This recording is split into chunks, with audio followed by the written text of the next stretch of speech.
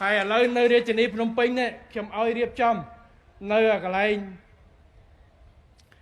ផ្លូវកប់ស្រូវត្រៀមប្រហែលជាង70ហិកតា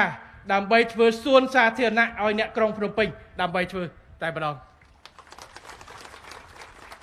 មានគេមកកាល់កាឡេថាបងអានឹង1ការ៉េ1000បងឯងគិតមើល70ហិកតា1ការ៉េ1000បាន70លានណាបងឯងយកអភិវឌ្ឍអីផ្សេងខ្ញុំថាអត់ទេ